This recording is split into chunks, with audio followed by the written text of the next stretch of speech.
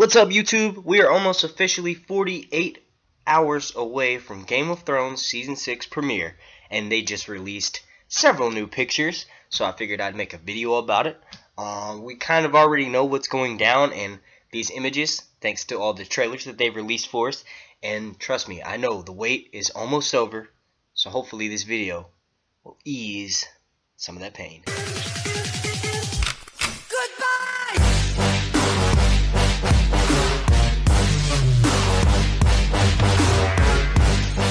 Now, we haven't exactly seen too much of Doran Martell in these trailers, and I'm going to say that HBO's released this full-on image of him in his wheelchair, which is looking pretty freaking snazzy if you ask me, but they're showing us that Dorne will in fact be a major player this season. Hopefully not as much sand snakes. Really rare side of Ramsay. Apparently Miranda might have actually survived that fall for the most part. Last time we saw her, not too shortly after this, Theon pushed her off the fucking cliff. For those of us that are Arya fans this season, we might not be in for like the most amazing scenes with her at first. It looks like for the most part the waif is kind of like beating the shit out of her. Hopefully it stops. Those of us that are Daenerys fans are also kind of in for a shitty beginning of the season, up until the point where Drogon shows up. This is Daenerys Stormborn standing with Khal Moro. He is probably the leader at Vaz Dothrak at this point in time. We do know that this other shot from the trailer, she's not treated very well. She's stripped naked at first. He's probably the one that says, I want to taste it. I've always wanted to taste a Khaleesi. Wow, this is a gorgeous shot of King's Landing with Jaime Lannister's ship coming in from Dorne. Beautiful. HBO most likely slipped us this little shot to show us how many Dothraki there were that swarmed Daenerys, and this is most likely right before Drogon shows up and flies above them. Quick shot of Cersei right after she finds out Myrcella is dead. She's probably coming to grasp and coming to terms with things, and then Jaime shows up and gives her that little speech about taking everything back and more. Just looking at this shit makes me cold. I don't know, how about you guys? But yeah, this is Sansa and Theon crossing that river that Sansa was helped into by Theon when they're escaping the Bolton troops. All throughout the trailer, we keep getting more and more images of Sansa and Theon, released pictures, but the main focus seems to be at the first part of the season, they're going to be running away. Now, this person that I initially said could have been Cold Hands or Benjen might actually be, I don't know, maybe Brienne of Tarth showing up to take out the Bolton troops, but I hope that it's Cold Hands. I really do. Some quick constructive criticism, though. They probably wouldn't have survived that fall, and they damn sure wouldn't be able to make it as far and as fast that they have.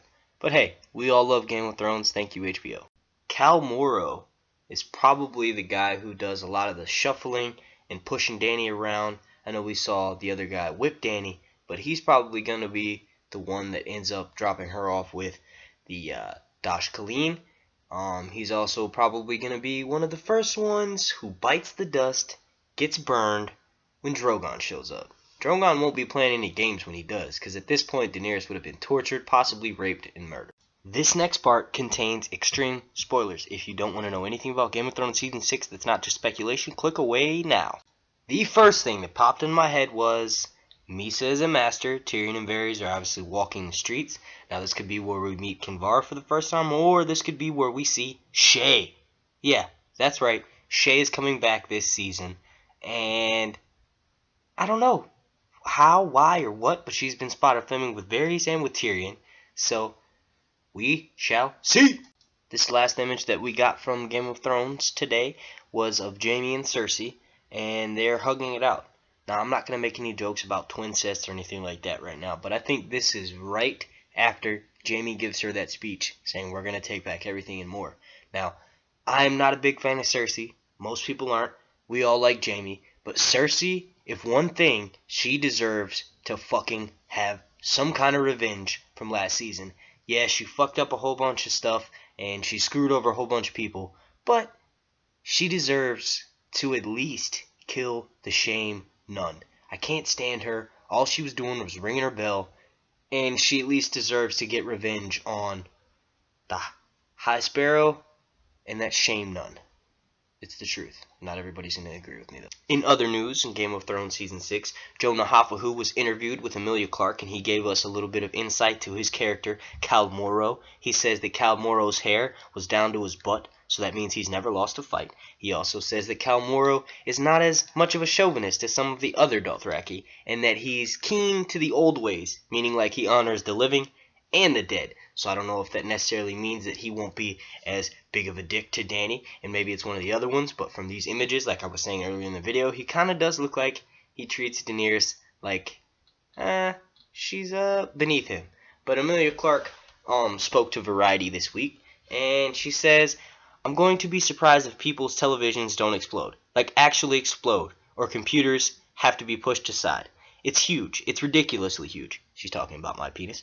I remember reading the scripts and being like, so, everything we've ever imagined to do in one season, we're like doubling and putting it into season 6? It's astonishing. It's really, truly astonishing how much work has been done out for one season. It's the biggest, baddest season so far for sure.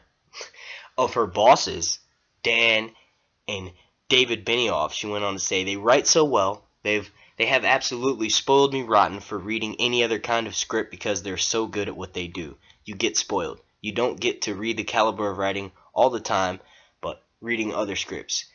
It's so sweet because they always crack each other up. They're best mates and you feel it. They really like each other and we all really love them. When you're doing the biggest battles on television and killing people and blood and guts and boobs and fire and dragons, the heart of it needs to be with two best friends, having the time of their lives, writing a show that people love to watch. Now, I will agree with several things that she said. We do love to watch Game of Thrones.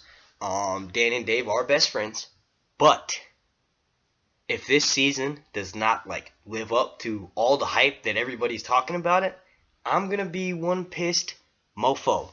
What about y'all? Y'all let me know what y'all think down in the comment section about Joe Nahafu saying that his character is keen to the old ways and not that much of a dick, and then Emilia Clarke saying that this season's gonna blow our freaking minds, or in her words, make our television sets explode. Is it true that British people call televisions telly? Let me know that down in the comment section as well. That's going to be wrapping this video up. If you guys already haven't done so, make sure you click like, subscribe, share this video with your friends. I want to shoot for 5 to 10 likes this video. Hopefully you can help me meet my goal on that. If you like what I do here, you can go check out my Patreon channel, leave a tip. There will be a Brotherhood Without Manners meeting this Saturday at 7 p.m. over on Raised at Alba's channel. With all that being said, Game of Thrones Season 6 is a little over 48 hours away. I want to thank you all for watching once again, and this has been Sir Hunt's Reviews.